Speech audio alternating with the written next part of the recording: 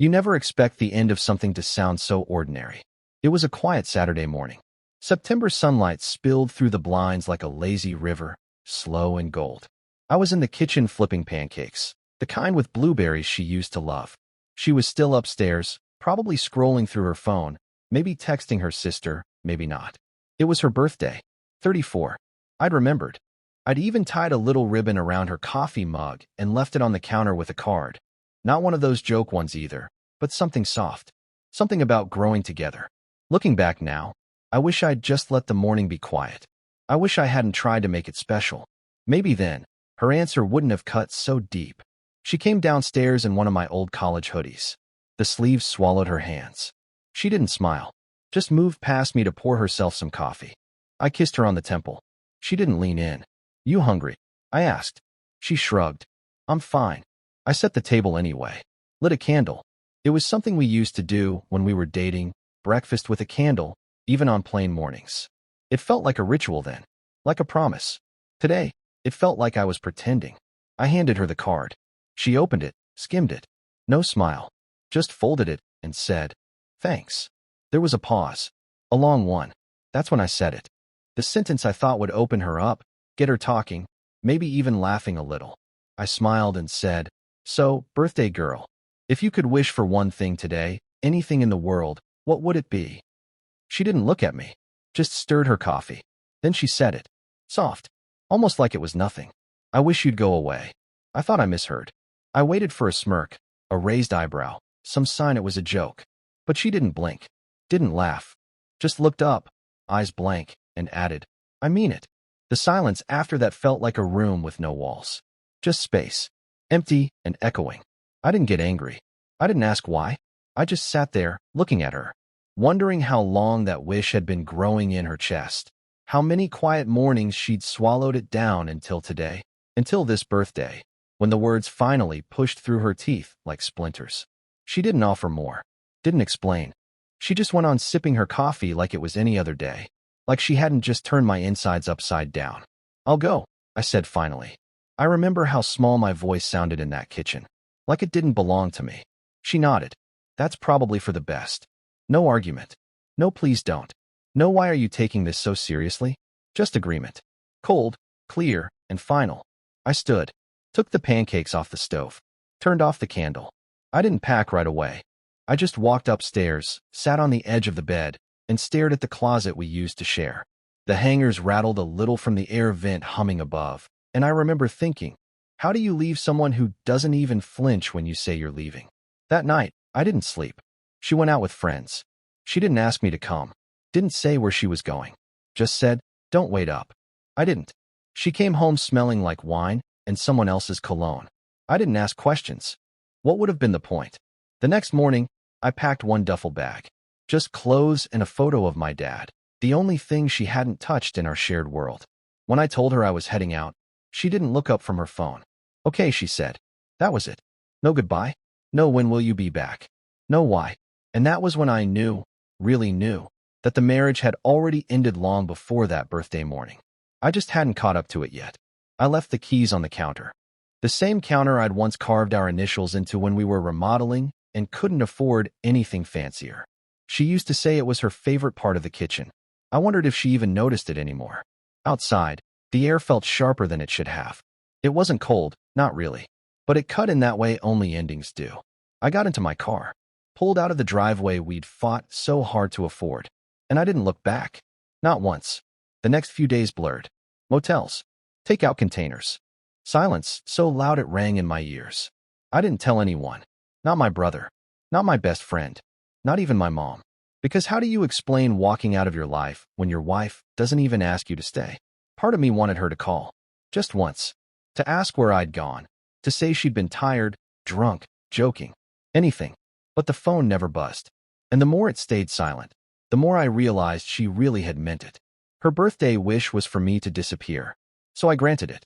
The first place I landed was a short-term rental about 40 minutes outside the city. Quiet. Too quiet, maybe.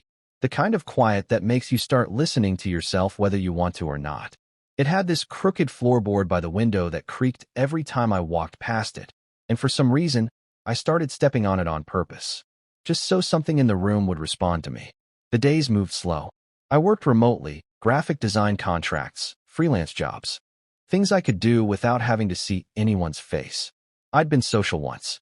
We used to host dinner parties, remember? She loved those. Charcuterie boards, string lights, playlists full of music she said made her feel cinematic. I used to watch her from the kitchen and think, God, I'm lucky. Now I couldn't look at a cheese knife without getting this weird ache in my chest. I kept wondering, when did she stop wanting me around? Was it one moment? Or was it slow, like rust on something once beautiful? I tried to trace it. Was it when I missed her art exhibit because my client deadline ran over? Or the time I forgot our anniversary and tried to make up for it with that clumsy weekend getaway? Or maybe it was just time. The kind of time that doesn't just pass, but wears down the corners of everything it touches. I used to think we were stronger than that. But maybe I mistook routine for stability. A week in, I called her. I told myself it was to check on the apartment, see if the landlord needed anything from me. But really, I just wanted to hear her voice. She answered. Flat. Distant. Hey, I said. Hey. How's the apartment? Fine. Pause. How are you? I'm fine. And that was it. That was the conversation. I hung up first, and I stared at my phone like it had betrayed me. That was when I stopped calling. The mornings got harder.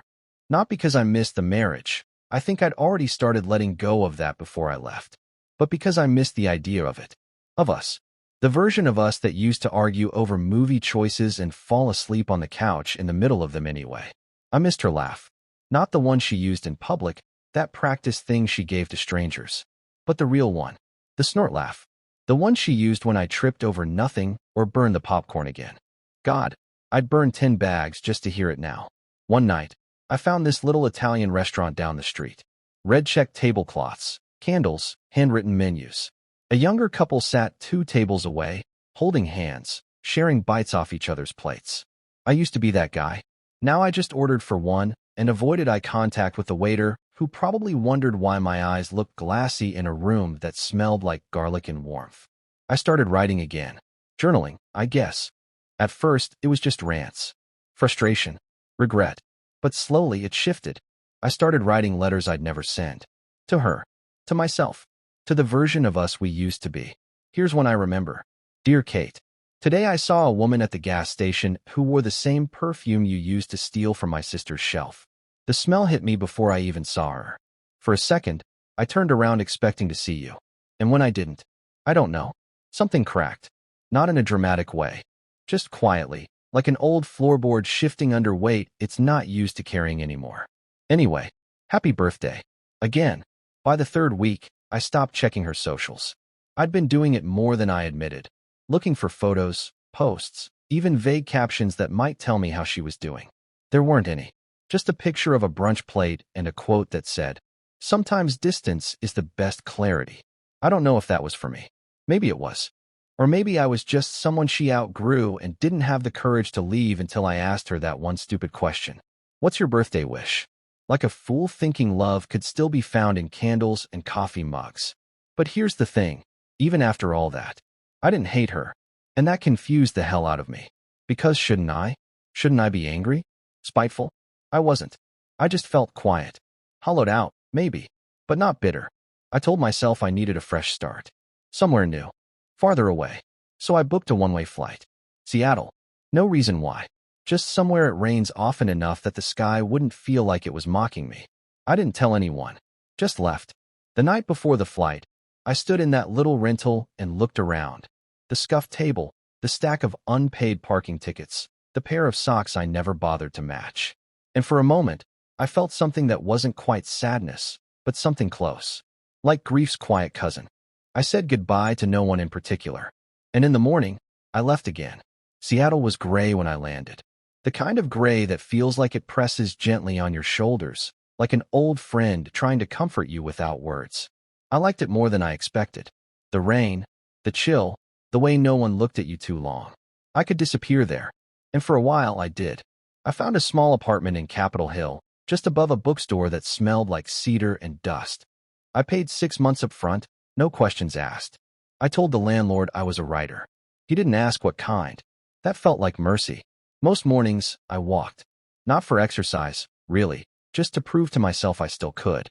Through parks with fog hovering just above the grass, past cafes where strangers laughed over their laptops. Sometimes I imagined what they were laughing at. Sometimes I envied them. Work was quiet. A steady stream of design clients. No names I'd remember. They paid on time. I kept my head down. At night, I read. Sometimes I drank a glass of wine too early and fell asleep to the hum of the city through cracked windows. I didn't dream about her. Not at first. But then, around month 2, I had this one dream I still remember. She was standing in our old kitchen, barefoot, holding that mug with the chipped handle, the one from our first vacation. She looked at me and said, "You left the light on." Then she turned and walked into a room that didn't exist. I woke up before I followed. That morning, I checked my phone. Still nothing. No missed calls. No messages. I waited for a long time for that call. Not out of hope. Not because I thought she'd changed her mind, but because I wanted proof that I'd mattered. That walking away had left some kind of mark, even a small one. But the phone stayed quiet. So I stopped waiting. There was a bookstore clerk, Lena, blonde, thoughtful, a little awkward in a way that made her real. She noticed I always bought paperbacks, always avoided the relationship aisle. One day she asked if I was running from something. I almost laughed. Instead, I said, "Aren't we all? We had coffee once.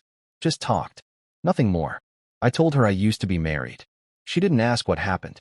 She just said, "Sometimes people leave before they know they're leaving." That line stayed with me. Because that's what it was, really. She hadn't left on her birthday. She'd been leaving for months, in half-hearted kisses, in forgotten anniversaries, in quiet dinners with nothing but forks clinking. I just happened to ask the question that gave her permission to say it out loud. "Go away." And I did. A year passed. Then another. One day, I got an envelope. No return address. Inside was a card. Navy blue, thick stock, the kind she used to pick. It said, "Happy birthday. I hope you're okay." No name. No message. Just that. I didn't respond. I didn't even wonder how she found me. What would have been the point? Some part of her probably thought it was kindness. Maybe it was. But it felt more like someone tapping your shoulder long after the conversations ended. She was still in the city, I think. I never checked. I didn't need to. The truth is, I forgave her long before that card came. Not because she deserved it, but because I did. Forgiveness, I learned, isn't about letting someone off the hook. It's about unclenching your own hands. I couldn't keep carrying that moment in the kitchen like it was still happening. So I let it go. I didn't stop loving her right away. That's not how it works. Love doesn't evaporate. It just finds quieter corners to live in. Now, when I think of her, it's like remembering a house I used to live in. One I outgrew. One that outgrew me. And her birthday? I still remember it. But now, when the date rolls around, I don't light a candle. I don't check my phone. I just take a walk in the rain, buy a new book, and remind myself that sometimes the greatest gift you can give someone, or yourself, is leaving when they ask you to. Even if they never realized what they were losing until the door closed. Even if they never say it out loud. Even if the silence is the only goodbye you ever get.